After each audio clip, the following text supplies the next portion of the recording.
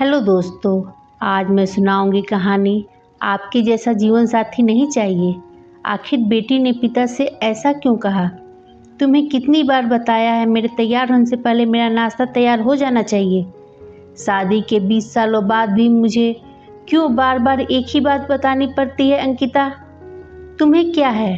तुम तो आराम से घर पर रहोगी, मुझे काम पर जाना पड़ता है। तुम हो कि हमेशा बेवकूफ़ों जैसी हरकत करती हो। अगर तुम यह जानबूझकर करती हो तो याद रखना, मुझसे बुरा कोई नहीं होगा। आज भी राघव का पारा चढ़ा हुआ था। इन कटु शब्दों में अपना गुस्सा उतारते हुए, गीला तौलिया कुर्सी पर फेंकते हुए राघव गुस्से से अंकिता की तरफ देखने लगा। अंकिता के लिए राघव का यह बेवजह का गुस्सा कोई नई बात नहीं थी। वह महीने में 3-4 बार ऐसे ही अंकिता पर बरस पड़ता था। पहले वह उसका विरोध किया करती थी, लेकिन जब कई सालों तक राघव में कोई बदलाव नहीं दिखा तो अंकिता ने खुद को ही बदल लिया। अब राघव के कुछ भी कहने से अंकिता को कोई फर्क नहीं पड़ता था। राघव की हर बात वो चुपचाप सिर नीचे झुकाए सुन लेती थी। शादी के पिछले 5 सालों तक अंकिता ने पूरी कोशिश की थी कि राघव को बदला जाए, लेकिन फालतू का गुस्सा करना और बाद में अंकिता को भला बुरा कहना, यह मानो जैसे उसकी आदत बन गई थी। कोई भी वाद विवाद होता तो राघव सीधा अंकिता को बोल देता, अगर मैं तुम्हें अच्छा नहीं लगता तो क्यों नहीं चली जाती अपने मायके, क्यों रहती हो मेरे साथ?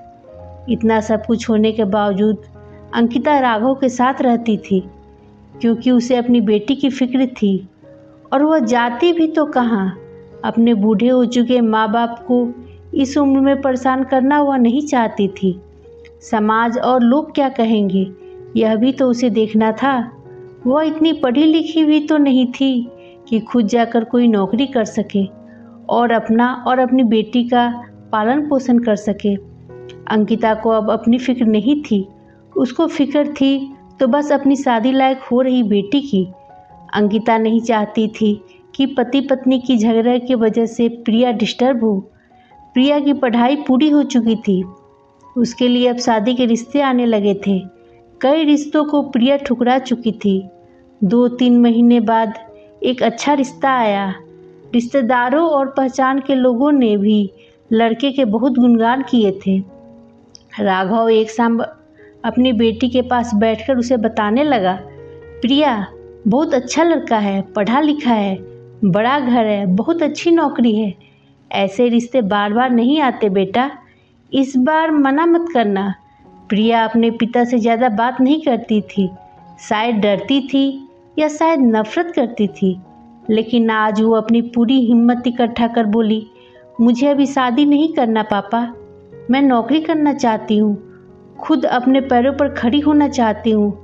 हाँ, तो इसमें क्या बड़ी बात है? मैंने लड़के से बात की है, वह तुम्हें किसी बात के लिए नहीं रोकेगा। तुम शादी के बाद भी नौकरी कर सकती हो, वह तुम्हें नौकरी करने के लिए परमिशन दे देगा। राघव बोला, मेरा नौकरी करना या ना करना उसकी परमिशन पर क्यों डिपेंड रहेगा पापा? प्रिया ने पूछा, मैं कह रहा हूँ ना, तुम्हें किसी भी चीज़ की कमी नहीं होगी वहाँ। ऐसे रिश्ते बार बार नहीं आते, इसे ठुकरा मत, बहुत खुश रहोगी तुम वहाँ। राघव बोला, पापा क्या मैं उतनी ही खुश रहूँगी जितनी मम्मी इस घर में खुश है? प्रिया ने तंज कसते हुए कहा, आज तुम्हारी ज़बान कुछ ज़्यादा नहीं चल रही? राघव गुस्से से आंख बड़ी करते हुए बोला, पापा मुझे शादी ही नहीं करनी है, क्योंकि शादी के बाद अगर वह लड़का आपके जैसा निकला तो मैं क्या करूँगी? मुझे आपके जैसा जीवन साथी नहीं चाहिए जो बिना बात के मुझ पर हमेशा चिल्लाए। मुझे कुछ भी अपनी पसंद का लेना हो तो 10 बार सोचना पड़े, कहीं वह नाराज़ ना हो जाए। मेरी तबीयत कैसी भी हो उसे परवाह ना हो, रोटी थोड़ी मोटी बन जाए तो घर सर पर उठा ले, उसकी चेकबुक ना मिले तो भी मेरा ही दोष लगाए और हर छोटी मोटी बात पर मुझे मायके जाने के लिए कहे। प्रिया ने अपना दिल खाली करते हुए पापा से सब कह दिया। राघव का गुस्सा 7वें आसमान पर था, लेकिन उसके मुंह से एक भी शब्द नहीं फूट रहा था। वो प्रिया की बातें सुन रहा था। प्रिया उतना ही बोलकर चुप नहीं हुई। आज पहली बार वह अपने पापा के सामने इतना कुछ बोल रही थी। पापा, आपने माँ के साथ हमेशा गलत व्यवहार किया है। आप अपने ऑफिस का गुस्सा बिना सोचे समझे माँ पर उतार देते हैं।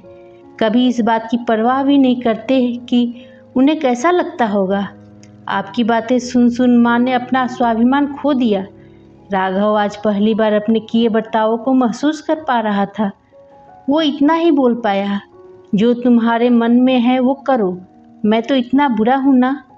प्रिया ने राघव का हाथ पकड़ा और बोली, पापा, मुझे सिर्फ एक सवाल का जवाब दे दो। क्या आप चाहेंगे कि मेरा पति आपके जैसा हो?